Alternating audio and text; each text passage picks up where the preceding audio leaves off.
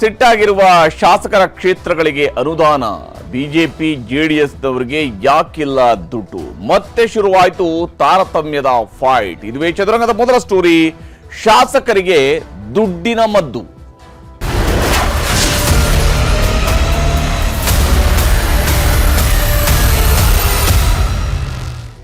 ಗ್ಯಾರಂಟಿಗಳ ಸರ್ಕಾರ ಗ್ಯಾರಂಟಿಗಳಿಗೆ ಹಣ ತೂಗಿಸೋದ್ರಲ್ಲಿ ಸರಿದೂಗಿಸೋದ್ರಲ್ಲೇ ಒದಾಡ್ತಾ ಇದೆ. ಯಾಕಂದ್ರೆ ಸುಮಾರು 52,000 ಕೋಟಿ ರೂಪಾಯಿ ಹಣವನ್ನ ಒಂದು ವರ್ಷದಲ್ಲಿ ಖರ್ಚು ಮಾಡಬೇಕಾಗತ್ತೆ ಗ್ಯಾರಂಟಿ ಯೋಜನೆಗಳಿಗೆ.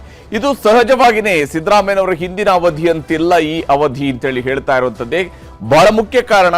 2013ರಿಂದ 18ರವರೆಗೆ ಸಿದ್ದರಾಮಯ್ಯನವರು ಮುಖ್ಯಮಂತ್ರಿ ಆಗಿದ್ದಾಗ ಶಾಸಕರು ಕೇಳಿದ ರೀತಿಯ ಯೋಜನೆಗಳಿಗೆ ಅನುದಾನಗಳನ್ನು ಕೊಡ್ತಾ ಇದ್ರು. ಆದರೆ ಈಗ ಆಗ್ತಾ ಇಲ್ಲ.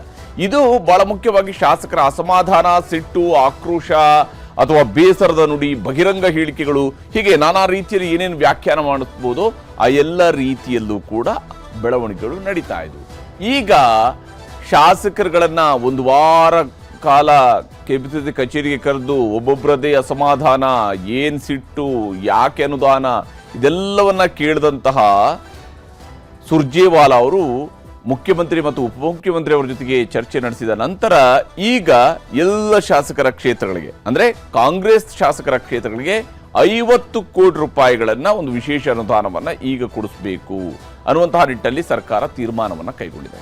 ಸಿಟ್ಟು, ಅಸಮಾಧಾನ, ಆಕ್ರೋಶದ ಬೆನ್ನಲ್ಲೇ ಈ ಬಂಪರ್ ಕೊಡುಗೆಯನ್ನ ಈಗ ನೀಡಲಾಗ್ತಾ ಇರುವಂತದ್ದು. ಮುಂಗಾರು ಮಳೆ ಆಫರ್ ಸ್ವಲ್ಪ ತಡವಾಗಿ ಬಂದಿದೆ. ಇದರ ಒಂದು ರೀತಿಯಲ್ಲಿ ಆಷಾಢ ಆಫರ್ ರೀತಿಯಲ್ಲಿ ಈಗ ಕೊಟ್ಟಿದ್ದಾರೆ ಸರ್ಕಾರದ ಕಡೆಯಿಂದ. ಆಷಾಢದಲ್ಲಿ ನಾನಾ ರೀತಿಯಾದಂತಹ ಬಂಪರ್ ಸೇಲ್ಗಳು ನಡೀತಾ ಇದಾವಲ್ಲ, ಆ ಸ್ವರೂಪದಲ್ಲಿ ಸರ್ಕಾರದಿಂದ ಆಷಾಢದ ಬಂಪರ್ ಅನುದಾನ ಅನ್ನುವಂಥದ್ದು ಈಗ ಘೋಷಣೆ ಆಗಿದೆ.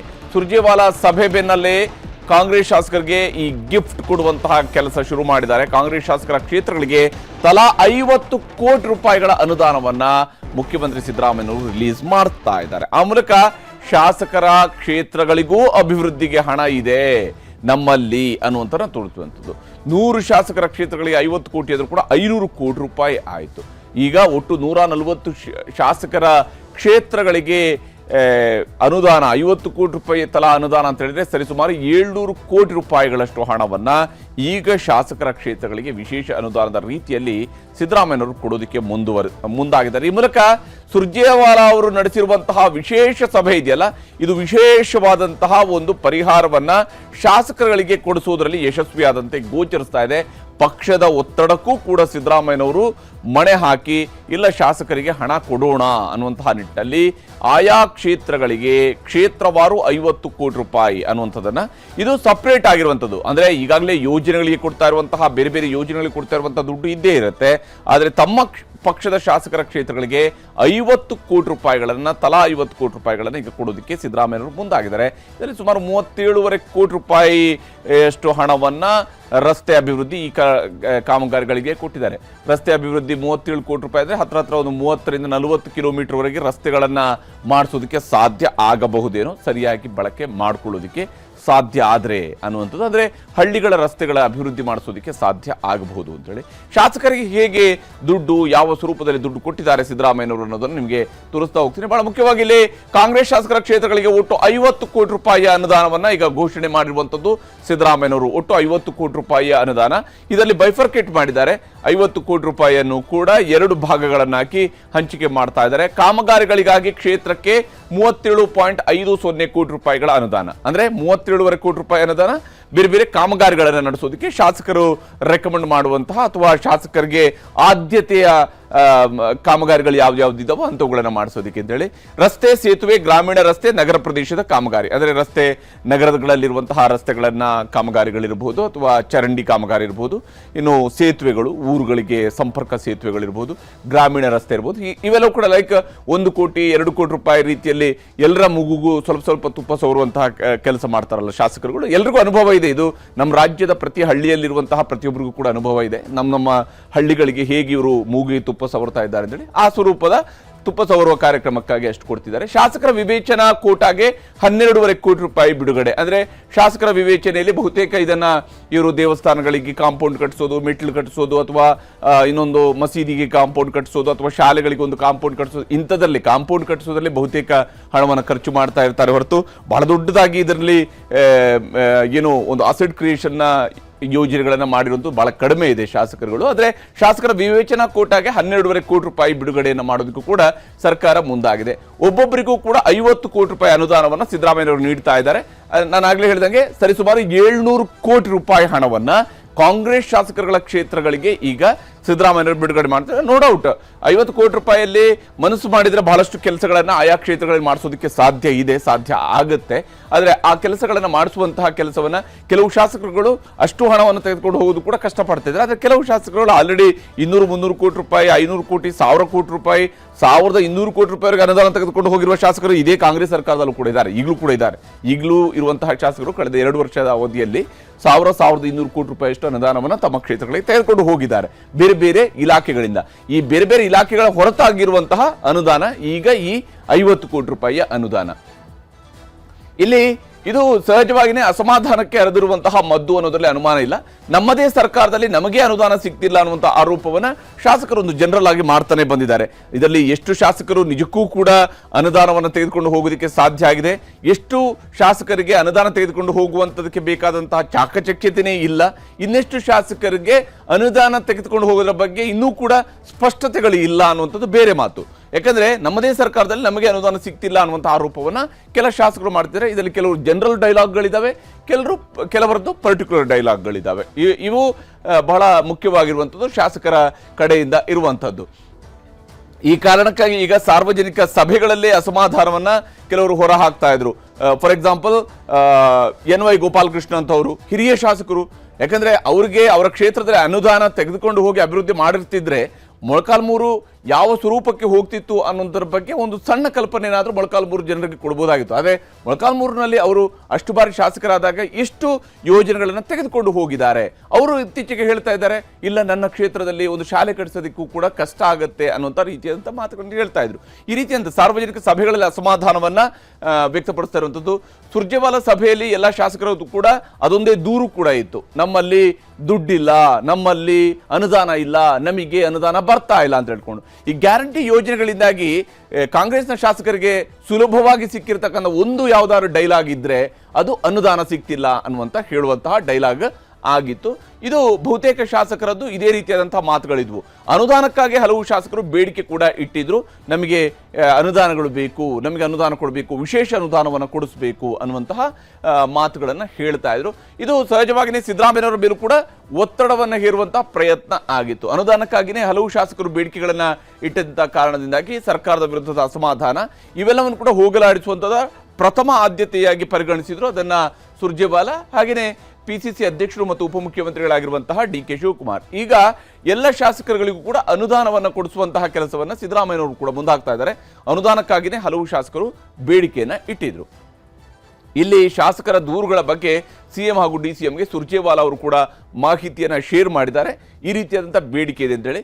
ಈ 50 ಕೋಟಿ ರೂಪಾಯಿ ಕೊಡ್ತೀವಿ ಅನ್ನುವಂಥದ್ದು ಏನು ಸುರ್ಜೇವಾಲಾ ಅವರು ಸಭೆ ನಡೆಸಿದ ನಂತರ ಈಗ ಇದೊಂದು ರೀತಿಯಂಥ ಕಾಕತಾಳೀಯ, ಕಾಗೆ ಕೂರೋದಿಕ್ಕೂ ಹಣ್ಣು ಉದುರೋದಿಕ್ಕೂ ಸೇಮ್ ಆಯಿತು ಅನ್ನೋಂಥ ರೀತಿಯಲ್ಲಿ ಸುರ್ಜೇವಾಲಾ ಅವರ ಸಭೆ ನಂತರನೇ ಈ ಅನುದಾನ ಅಂತ ಹೇಳುವಂಥದ್ದು.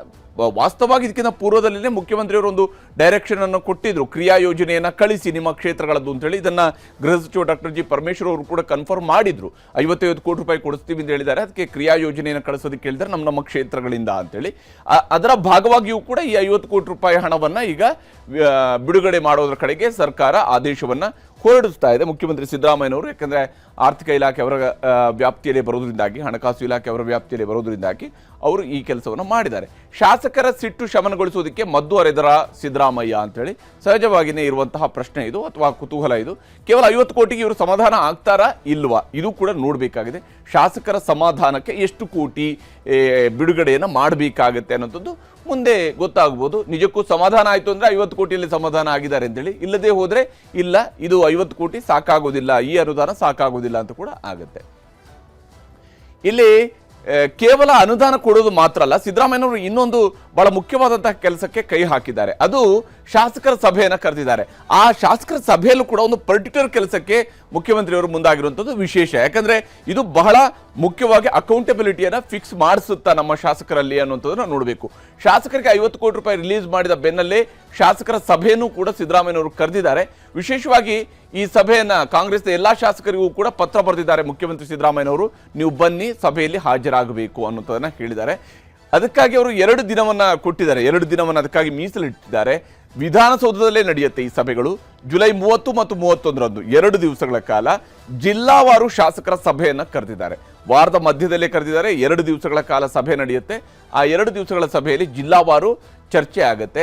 ಜಿಲ್ಲಾ ಉಸ್ತುವಾರಿ ಸಚಿವರ ಸಮ್ಮುಖದಲ್ಲೇ ಸಭೆ ನಡೆಸೋದಕ್ಕೆ ಮುಖ್ಯಮಂತ್ರಿ ಸಿದ್ದರಾಮಯ್ಯನವರು ತೀರ್ಮಾನವನ್ನು ಕೈಗೊಂಡಿದ್ದಾರೆ. ಯಾಕಂದ್ರೆ ಜಿಲ್ಲಾ ಉಸ್ತುವಾರಿ ಸಚಿವರುಗಳ ಮೇಲೆ ಆಯಾ ಜಿಲ್ಲೆಗಳ ಶಾಸಕರ ಬಹಳಷ್ಟು ಕಂಪ್ಲೇಂಟ್ಗಳು ಸುರ್ಜೇವಾಲಾರ ಸಮ್ಮುಖದಲ್ಲಿ ದಾಖಲಾಗಿದ್ದಾವೆ. ಈಗ ಅದೇ ಸಚಿವರುಗಳನ್ನ ಕೂರಿಸ್ಕೊಂಡು ಅದೇ ಶಾಸಕರುಗಳನ್ನ ಕೂರಿಸ್ಕೊಂಡು ಮಾತಾಡಿದ್ರೆ ಆಗ ಸಚಿವರಿಂದ ಏನು ಕೆಲಸ ಆಗ್ತಿಲ್ಲ, ಶಾಸಕರ ಏನು ಬಯಕೆ ಇದೆ, ಇವೆರಡನ್ನೂ ಕೂಡ ಇತ್ಯರ್ಥ ಮಾಡ್ದಂಗೆ ಆಗುತ್ತೆ ಅನ್ನುವಂತಹ ಕಾರಣಕ್ಕಾಗಿ ಸಿದ್ದರಾಮಯ್ಯನವರು ಇಂತಹ ಸಭೆಯನ್ನು ಕರೆದಿದ್ದಾರೆ. ಅನುದಾನ ಬೇಡಿಕೆ ಪತ್ರದೊಂದಿಗೆ ಕಾಮಗಾರಿಗಳ ವಿವರವನ್ನು ನೀಡಬೇಕು. ಇದು ಬಹಳ ಮುಖ್ಯ. ಅನುದಾನದ ಬೇಡಿಕೆ ಪತ್ರದೊಂದಿಗೆ ಕಾಮಗಾರಿಗಳ ವಿವರ ನೀಡಬೇಕು ಅಂತೇಳಿ. ಅಂದ್ರೆ ಒಂದು ಕ್ರಿಯಾ ಯೋಜನೆ ಬೇಕು.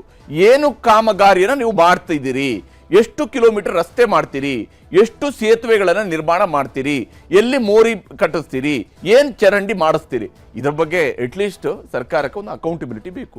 ಈ ಕಾರಣಕ್ಕಾಗಿ ದಾಖಲೆಗಳೊಂದಿಗೆ ಬಂದು ಭೇಟಿ ಮಾಡಿ ಅಂತೇಳಿ ಸಿದ್ದರಾಮಯ್ಯನವರು ಹೇಳಿದ್ದಾರೆ. ದಾಖಲೆಗಳೊಂದಿಗೆ ಬಂದು ವಿವರವನ್ನು ಕೊಡಬೇಕು. ಶಾಸಕರೊಂದಿಗೆ ಖುದ್ದು ಮಾತನಾಡಲಿದ್ದಾರೆ ಮುಖ್ಯಮಂತ್ರಿ ಸಿದ್ದರಾಮಯ್ಯ. ಬಹುಶಃ ಈ ಕೆಲಸವನ್ನು ಸಿದ್ದರಾಮಯ್ಯನವರು ಮೊದಲೇ ಮಾಡಿದ್ದಿರ್ತಿದ್ರೆ ಶಾಸಕರಿಂದ ಇಷ್ಟೊಂದು ಅಸಮಾಧಾನ ಇರೋದಕ್ಕೆ ಚಾನ್ಸ್ ಇರಲಿಲ್ಲ. ಆದರೆ ಕಡೆಗೂ ಸರ್ಕಾರಕ್ಕೆ 2 ವರ್ಷ ತುಂಬಿದ ಮೇಲಾದರೂ ಕೂಡ ಈಗ ಅವರು ಎಲ್ಲರನ್ನೂ ಕರೆದು ಮಾತನಾಡ್ತಾ ಇದ್ದಾರೆ. ಗೊಂದಲ, ಸಿಟ್ಟು, ಅಸಮಾಧಾನಗಳಿಗೆ ಬ್ರೇಕ್ ಹಾಕೋದಕ್ಕೆ ಒಂದು ಮುಹೂರ್ತ ಫಿಕ್ಸ್ ಆಗಿದೆ. ಬಹುಶಃ ಆಗಸ್ಟ್ 1ನೇ ತಾರೀಕಿನ ನಂತರ ಶಾಸಕರೆಲ್ಲರೂ ಕೂಡ ಎಲ್ಲ ನಮಗೆ ಸಮಾಧಾನ ಇದೆ ಅಂತ ಹೇಳುವ ಮಾತು ಬರುತ್ತಾ ನೋಡಬೇಕು, ಅಥವಾ ಮತ್ತಷ್ಟು ಅಸಮಾಧಾನ ಜಾಸ್ತಿ ಆಗುತ್ತಾ, ಇವೆರಡೂ ಕೂಡ ನಿರ್ಧಾರ ಆಗಬಹುದು ಜುಲೈ 30, 31ರ ಸಭೆಗಳ ನಂತರ. ಆದರೆ ಇಲ್ಲಿ ಮಹತ್ವದ ಕೆಲವೊಂದು ಅಂಶವನ್ನು ಕೂಡ ನಾವು ಗಮನಿಸಬೇಕಾಗಿರುವಂಥದ್ದು. ಶಾಸಕರಿಗೇನೋ ದುಡ್ಡಿನ ಮದ್ದನ್ನೇನೋ ಅರ್ದಿದ್ದಾರೆ, ಆದರೆ ಎಲ್ರಿಗೂ ಹಣ ಕೊಡ್ತಿದ್ದಾರಾ? ಇಲ್ಲಿಗ ಪ್ರತಿಪಕ್ಷದವ್ರಿಗೂ ಕೂಡ ಒಂದಿಷ್ಟು ಸಿಟ್ಟಿಗೂ ಕಾರಣ ಆಗಿದೆ. ಪ್ರತಿಪಕ್ಷದಲ್ಲಿದ್ದಾಗಿನ ಮಾತನ್ನ ಸಿದ್ದರಾಮಯ್ಯನವರೇ ಮರ್ತಿದ್ದಾರಾ ಅಂತ ಹೇಳುವಂಥ ಪ್ರಶ್ನೆ ಇದೆ. ಯಾಕಂದ್ರೆ ಸಿದ್ದರಾಮಯ್ಯನವರು ಪ್ರತಿಪಕ್ಷ ನಾಯಕರಾಗಿ 2 ಅವಧಿಗಳಲ್ಲಿ ಕೆಲಸ ಮಾಡಿದ್ದಾರೆ. 2009ರಿಂದ 13 ಮತ್ತು 2019ರಿಂದ 2023ವರೆಗೆ ಸಿದ್ದರಾಮಯ್ಯನವರು 8 ವರ್ಷಗಳ ಕಾಲ ವಿರೋಧ ಪಕ್ಷದ ನಾಯಕರುಗಳಾಗಿ ಕೆಲಸ ಮಾಡಿದ್ದಾರೆ. ಅವರು ಸ್ವಪಕ್ಷೀಯ ಶಾಸಕರಿಗೆ ಮಾತ್ರ ಈಗ ಅನುದಾನವನ್ನು ಸಿದ್ದರಾಮಯ್ಯನವರು ನೀಡಿದ್ದಾರೆ. ಸ್ವಪಕ್ಷೀಯ ಶಾಸಕರುಗಳಿಗೆ 50 ಕೋಟಿ ರೂಪಾಯಿಯಷ್ಟು ಅನುದಾನ ಕೊಟ್ಟಿದ್ದಾರೆ. ಬಿಜೆಪಿ ಜೆಡಿಎಸ್ ಶಾಸಕರಿಗೆ ಅವರ ಕ್ಷೇತ್ರಗಳಿಗೆ ಅನುದಾನ ಹಾಗಾದ್ರೆ ಇದೇ ಪ್ರಮಾಣದಲ್ಲಿ ಬೇಡುವ? ಕರ್ನಾಟಕದಲ್ಲಿ ಅಭಿವೃದ್ಧಿಯ ತಾರತಮ್ಯ ಮುಂದುವರಿತಾನೆ ಹೋಗಬೇಕಾ? ಹಾಗಾದ್ರೆ ಅಂದ್ರೆ ಗೆದ್ದ ಪಕ್ಷದವರಿಗೆ ಆಡಳಿತ ನಡೆಸ್ತಾ ಇರುವಂತಹ ಪಕ್ಷದ ಶಾಸಕರುಗಳ ಕ್ಷೇತ್ರವೇ ಬೇರೆ, ಇವರನ್ನ ಸೋಲಿಸಿದ ಕ್ಷೇತ್ರಗಳ ಜನರೇ ಬೇರೆ ಅನ್ನುವಂಥದ್ದ? ಅವರೇನು ಮತದಾರರಲ್ವಾ? ಅವರೇನು ಓಟ್ ಹಾಕಿಲ್ವಾ ಇವ್ರಿಗೆ? ಸಿಎಂ ನಡೆಗೆ ಪ್ರತಿಪಕ್ಷಗಳ ಶಾಸಕರ ತೀವ್ರ ಅಸಮಾಧಾನವನ್ನು ಕೂಡ ವ್ಯಕ್ತವಾಗ್ತಾ ಇದೆ ಮತ್ತು ಸರ್ಕಾರದ ವಿರುದ್ಧ ತಿರುಗಿ ಬಿದ್ದಿದ್ದಾರೆ. ಹಣಕ್ಕಾಗಿ ಸರ್ಕಾರದ ವಿರುದ್ಧ ತಿರುಗಿ ಬಿದ್ದ ಕಾರಣಕ್ಕಷ್ಟೇ ಕಾಂಗ್ರೆಸ್ನವರಿಗೆ 50 ಕೋಟಿ ರೂಪಾಯಿ ಕೊಡ್ತಾ ಇದ್ದಾರೆ ಅಂತೇಳಿ. ಅಂದರೆ ಅವರಾದರೆ ಸರ್ಕಾರದ ವಿರುದ್ಧ ತಿರುಗಿ ಬಿದ್ದರೆ ಅವ್ರಿಗೆ 50 ಕೋಟಿ ಸಿಗುತ್ತೆ. ಈ ಪ್ರತಿಪಕ್ಷದವರು ತಿರುಗಿ ಬಿದ್ರಲ್ಲ, ಅವರು ಬಾಯ್ ಬಡ್ಕೊಂಡ್ರು ಕೂಡ ಹಾಗಾದರೆ 50 ಕೋಟಿ ಕೊಡಲ್ವಾ ನೀವು? ಯಾವ ರೀತಿಯಾದಂತಹ ಆಡಳಿತದಲ್ಲಿ ನಾವು ಯಾವುದೇ ರೀತಿಯಂಥ ರಾಗ ದ್ವೇಷ ಇಲ್ಲದೆ ನಾವು ಆಡಳಿತ ನಡೆಸುತ್ತೇವೆಂದು ತಿಳಿಕೊಂಡೆಲ್ಲ ಇವರು ಪ್ರಮಾಣ ವಚನ ಸ್ವೀಕರಿಸ್ತಾರಲ್ಲ, ಈ ರಾಗ ದ್ವೇಷ ಇಲ್ಲದೆ ಇದ್ರೆ ಯಾಕೆ ಹೀಗೆಲ್ಲ ನಡೆಯುತ್ತೆ? ನಮ್ಮವರಿಗೆ ಇಷ್ಟು, ಇವರಿಗೆ ಇಲ್ಲ, ಅಥವಾ ಇವ್ರಿಗೆ 50 ಕೋಟಿ, ಇವರಿಗೆ 25 ಕೋಟಿ, ಈ ರೀತಿಯಾದಂಥ ತಾರತಮ್ಯ ಯಾಕೆ ಬರುತ್ತೆ? ಪ್ರತಿಪಕ್ಷಗಳ ಶಾಸಕರ ಕ್ಷೇತ್ರಗಳಲ್ಲಿ ಅವುಗಳ ಗತಿ ಏನು? ಈ ಪ್ರಶ್ನೆ ಇದೆ. ಪ್ರತಿಪಕ್ಷಗಳ ಶಾಸಕರ ಕ್ಷೇತ್ರಗಳ ಗತಿ ಏನು? ಪ್ರತಿಪಕ್ಷದವರಿಗೂ ಕೊಡ್ತೀವಿ ಅಂದಿದ್ದಂತಹ ಸಿಎಂ ಈಗ ಸ್ವಲ್ಪ ಮೌನ ವಹಿಸಿದಂತೆ ಗೋಚರಿಸ್ತಾ ಇದೆ. ಮತ್ತು ವಿಶೇಷವಾಗಿ ಇಲ್ಲಿ ಸಿದ್ದರಾಮಯ್ಯನವರು ಪ್ರತಿಪಕ್ಷದಲ್ಲಿದ್ದಾಗ, ತಾವು ಪ್ರತಿಪಕ್ಷ ನಾಯಕರಾಗಿದ್ದಾಗ ಆಡಳಿತ ಪಕ್ಷದ ವಿರುದ್ಧ ನಿರಂತರ ವಾಗ್ದಾಳಿ ನಡೆಸ್ತಾ ಇದ್ರು. ಬಿಜೆಪಿಯವರು ಆಡಳಿತದಲ್ಲಿದ್ದಾಗ 2 ಅವಧಿಗಳಲ್ಲೂ ಕೂಡ ಬಹಳ ತೀವ್ರತರದಿಂದ, ಬಹಳ ವೀರಾವೇಶದಿಂದ ವಿಧಾನಸಭೆಯಲ್ಲಿ ಸಿದ್ದರಾಮಯ್ಯವರು ಮಾತನಾಡಿದ್ದಾರೆ. ವಿಧಾನಸಭೆಯ ಒಳಗಡೆಯೂ ಮಾತಾಡಿದ್ದಾರೆ, ಹೊರಗೆಯೂ ಮಾತನಾಡಿದ್ದಾರೆ. ಬಿಜೆಪಿ ಸರ್ಕಾರ ವಿರುದ್ಧ ಮುಗಿಬೀಳ್ತಾ ಇದ್ರು ಮುಖ್ಯಮಂತ್ರಿ ಸಿದ್ದರಾಮಯ್ಯನವರು. ಅವತ್ತು ಅವರು ಪ್ರತಿಪಕ್ಷ ನಾಯಕರಾಗಿದ್ದುಕೊಂಡು ಮುಗಿಬೀಳ್ತಾ ಇದ್ರು, ಸರ್ಕಾರವನ್ನು ಅಲುಗಾಡಿಸ್ತಾ ಇದ್ರು. ಪ್ರತಿಪಕ್ಷಗಳ ಕ್ಷೇತ್ರಗಳಿಗೆ ತಾರತಮ್ಯ ಅಂತೇಳಿ ಕಿಡಿಕಾರ್ತಾ ಇದ್ರು ಸಿದ್ದರಾಮಯ್ಯನವರು. ಅದಕ್ಕೆ ಬಗ್ಗೆ ಶಾಸನ ಸಭೆಯಲ್ಲಿ ಅವರು ಮಾತನಾಡಿರೋದಕ್ಕೆ ಅನೇಕ ದಾಖಲೆಗಳು ಕೂಡ ಇದ್ದಾವೆ ಸಿದ್ದರಾಮಯ್ಯನವರ ಭಾಷಣ ಬಗ್ಗೆ. ಆದರೆ ಈಗ ಪ್ರತಿಪಕ್ಷ ನಾಯಕರಾಗಿ ತಾವಾಡಿದಂಥ ಮಾತುಗಳನ್ನೇ ಮುಖ್ಯಮಂತ್ರಿಯವರು ಮರ್ತಿದ್ದಾರಾ? ಅಲ್ಲಿಗೆ 50 ಕೋಟಿ ಕೊಡೋಕ್ಕಾಗುತ್ತೆ ಅಂದರೆ ಇನ್ನು ಉಳಿದಂಥ 80-90 ಕ್ಷೇತ್ರಗಳಿಗೆ, ಒಂದು 85 ಕ್ಷೇತ್ರಗಳಿಗೆ, ಅವುಗಳಿಗೂ ಕೂಡ 55 ಕೋಟಿ ಕೊಡ್ಬೋದಲ್ವಾ ಸಿದ್ದರಾಮಯ್ಯನವರಿಗೆ? ಯಾಕಂದರೆ ಆ ರೀತಿಯಾದಂತಹ ಕೆಲಸ ಯಾಕೆ ಮಾಡ್ತಾ ಇಲ್ಲ? ಹಾಗಾದರೆ ಇದೇ ಕಾರಣಕ್ಕಾಗಿ ಈಗ ಹೋರಾಟಕ್ಕೆ ಪ್ರತಿಪಕ್ಷಗಳವರು ಕೂಡ ಸಜ್ಜಾಗಿದ್ದಾವೆ. ಸರ್ಕಾರದ ವಿರುದ್ಧ ಬೀದಿಗಿಳಿದು ಹೋರಾಡೋದಕ್ಕೆ ಪ್ರತಿಪಕ್ಷಗಳು ತಯಾರಿಯನ್ನು ಮಾಡ್ಕೊಂಡಿದ್ದಾವೆ. ಮತ್ತು ವಿಶೇಷವಾಗಿ ಸದನದ ಒಳಗೂ ಕೂಡ ಅನುದಾನ ತಾರತಮ್ಯದ ಚರ್ಚೆಗೆ ತೀರ್ಮಾನವನ್ನು ಕೈಗೊಂಡಿದ್ದಾರೆ. ಮತ್ತು ಅನುದಾನ ತಾರತಮ್ಯವನ್ನೇ ಪ್ರಬಲ ಅಸ್ತ್ರ ಮಾಡಿಕೊಳ್ಳೋದಕ್ಕೂ ಕೂಡ ಪ್ರತಿಪಕ್ಷ ಬಿಜೆಪಿ ಹಾಗೂ JDSನವರು ಸಿದ್ಧತೆಯನ್ನು ಮಾಡಿಕೊಂಡಿದ್ದಾರೆ. ಕೇಂದ್ರ ಅನುದಾನ ಕೊಡೋದಿಲ್ಲ ಅನ್ನುವಂತಹ ನೀವು ಮಾಡ್ತಾ ಇರುವಂಥದ್ದು ಏನು? ಕೇಂದ್ರದಿಂದ ರಾಜ್ಯಕ್ಕೆ ತಾರತಮ್ಯ ಅಂತ ಹೇಳ್ತೀರಲ್ಲ, ನೀವು ನಿಮ್ಮ ರಾಜ್ಯದ ಒಳಗಡೆ ಕ್ಷೇತ್ರಗಳಿಗೆ ತಾರತಮ್ಯ ಮಾಡ್ತಿರೋದು ಸರಿನಾ?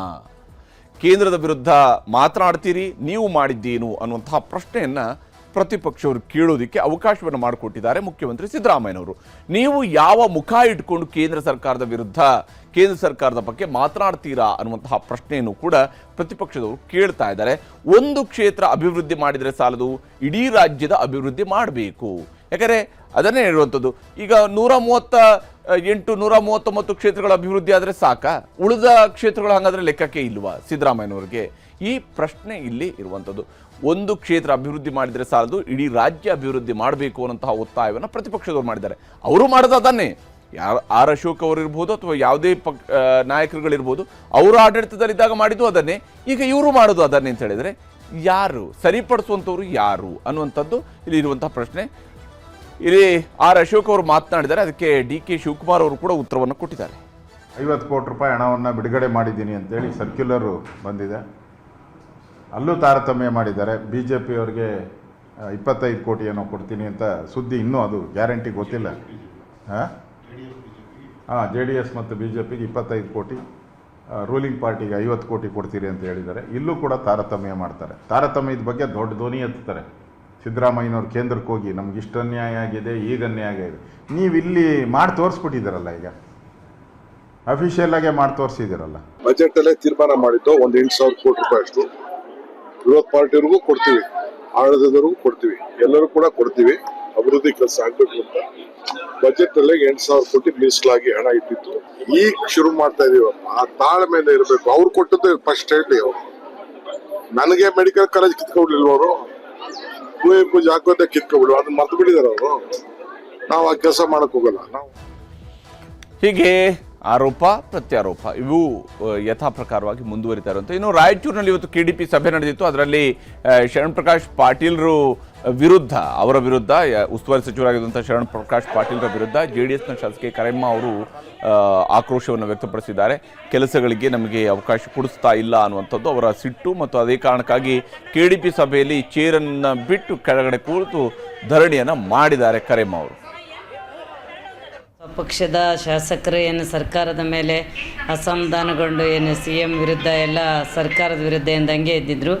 ಹಂಗಾಗಿ ಅವರು CM ಅವರು ಆ ಪಕ್ಷದ ಸ್ವಪಕ್ಷೀಯ ಒಂದು ಶಾಸಕರಿಗೆ ಸುಮಾರು 50 ಕೋಟಿ ಅನ್ನಂಗೆ ಅವರು ಬಿಡುಗಡೆ ಮಾಡ್ಯಾರ. ಆದರೆ ಅನುದಾನವನ್ನು ಬಿಡುಗಡೆ ಮಾಡ್ಯಾರ. ಆದರೆ ಈಗ ಈ ರೀತಿ ತಾರತಮ್ಯ ಮಾಡಬಾರ್ದು. ನಾವು ವಿಪಕ್ಷದವರಿಗೂ ಕೂಡ ನಮಗೆ ಅದೇ ರೀತಿ ನಮಗೂ ಕೂಡ ಕ್ಷೇತ್ರದಲ್ಲಿ ಜನ ಮತ ನೀಡಿರ್ತಾರೆ. ಇದು ಯಾವುದು ಭೇದ ಭಾವ ಮಾಡ್ದೇ ನಮಗೂ ಕೂಡ ಕೊಡಬೇಕನ್ನಂಥದ್ದು. ಯಾಕಂದರೆ ನಮ್ಮ ಸರ್ಕಾರ ಕುಮಾರಣ್ಣವರಿದ್ದಂಥ ಸಂದರ್ಭದಲ್ಲಿ ಕೂಡ ಅಲ್ಲಿ ಇದೇ ರೀತಿ ಯಾವುದೇ ಭೇದ ಭಾವ ಮಾಡ್ದೇ ಅಲ್ಲಿ ಸಮನಾಗಿ ಅವರು ಅನುದಾನವನ್ನು ಕೊಟ್ಟಿದ್ದರು. ಹಾಗಾಗಿ ನಮಗೂ ಕೂಡ CM ಅವರು ಎಲ್ಲ ಪಕ್ಷಾತೀತವಾಗಿ ಅನುದಾನವನ್ನು ಕ್ಷೇತ್ರವಾರ ಹಂಚಬೇಕನ್ನಂಥದ್ದು ನಮ್ಮ ಒತ್ತಾಯ ಸರ್.